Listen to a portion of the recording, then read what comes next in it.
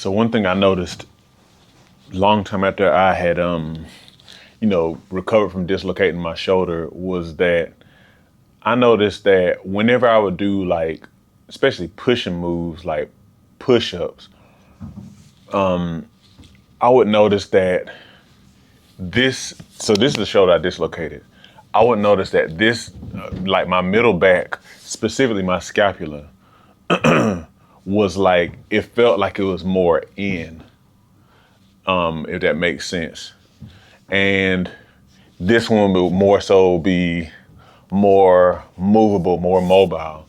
And so basically, if you've ever dislocated your shoulder, you know that usually immediately after dislocation, whenever your shoulder's been reduced, which means it's been put back in the socket, you'll be given like a brace, a specific brace to wear. It's like a sling, and it has a pillow here, and it keeps your arm like this. And so literally, you're not moving your arm very much aside from that position. I had to sleep in that as well, just to allow everything to kind of keep you from dislocating again, and to kind of allow everything to kind of tighten back up around here, so to speak.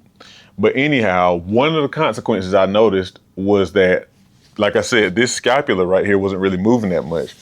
And so I've been studying off and on about what's called scapular mobility. Well, I really started studying recently, but I've been kind of trying things off and on. And now I've been recently convinced, like, I really need to take this scapular mobility seriously, because what's happening is, because this side is tight, in other words, it doesn't really move around as much, it causes me to kind of have, like whenever, especially when you bench press, it kind of causes me to have that whole deal where I kind of favor this side. And so I end up, this side is stronger naturally, but I'm pushing more on this side, and I lean the weight that way, and it gets all wobbly, and I can't stand that.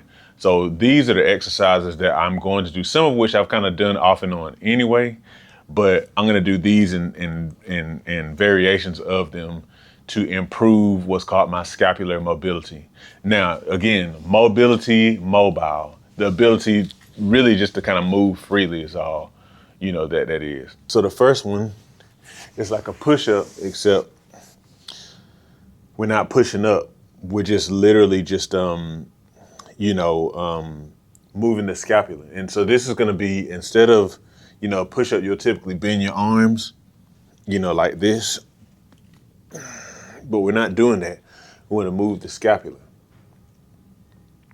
So I'm going to get in the top push-up position, and I'm literally just going to allow my scapula to depress and then push up as high as I can.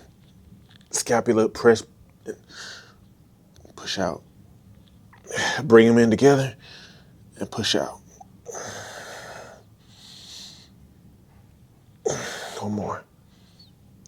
And push out. All right, now, so that's one move I'm going to do. But I'm also going to do a one-armed move because, like I said, my left side is weaker than my right side. So let me show you what I'm going to do with that. All right, so check this out. So the one-arm thing I'm going to do is only for, oops, I didn't mean to hit my mic. It's only for my left side. It's just like a push-up. It's just like the move I was doing before, except I'm doing it against the wall. So you see I put my hand on the wall, and then I lower by squeezing in my scapula. Then I push out as much as I can. Lower, push. 3, 4, 5, 6 for good measure. So literally what I'm doing again is, it's the same as the push-up, but I'm coming in, when I come down, no arm bending, because you'll start to use your triceps and stuff. But I'm literally just bringing the scapula in, squeeze, squeeze. Then when I push up, I'm bringing the scapula out. So it's like I'm just pushing my scapula out, and that's gonna increase the strength there. Okay, now here's another move that I'm gonna do using my dip bar. All right, so here's my dip bar here. And so I'm gonna do like almost as if I were doing a row. Instead though, again, it's all scapula. So 2 arms. So I'm in the bottom position. My body is slightly above the ground, but my scapulars are totally like out this way. Okay, and then I'm gonna pull up, use my scapula only. Ooh. Try to squeeze my shoulder blades together. Yeah, it's a little difficult because I'm sore on this side. Let me do one more. Okay, and I can tell I'm weaker on this side because it's harder to do it on this side than it is on this side. So that's move number 3. Now let's do another 1 arm variation of a pull to round it out. I'm not doing it on this dip bar because it would be too hard to do 1 arm move right now. So you see I have this column here. I'm gripping it like so. I'm stepping, you can't see my feet, but I'm stepping my feet toward the column, so I'm leaning back, okay? So I'm allowing my scapula to fully kind of come out. So I think that's abduct. So that means it's moving away from the body, okay? And then I pull with the shoulder blade, I let it go. Pull, let it go fully. Pull, no arm bending.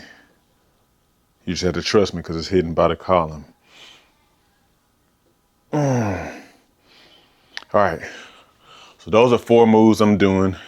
The order that I do them is probably going to be 1 arm move first, then the 2 arm move, okay?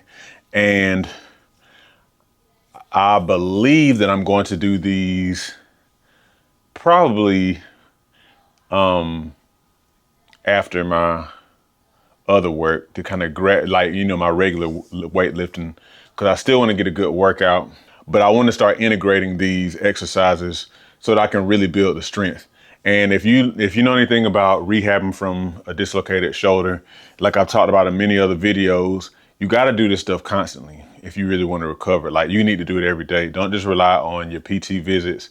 If you're still doing those, you need to be doing this stuff almost every day, at least on your upper body days, if no other time, okay? So let me know what you think about this.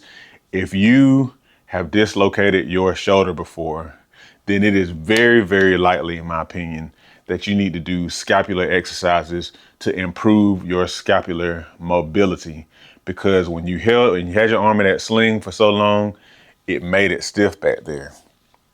There's stretches that you can do too that I talked about in a video, I think a while back. I may talk about those again. But yeah, scapular mobility, you need to restore it following the shoulder dislocation. I need to restore it following my shoulder dislocation 8 years ago now, okay? So anyway, let me know if this video was helpful. Make sure you like and subscribe, and have a good one.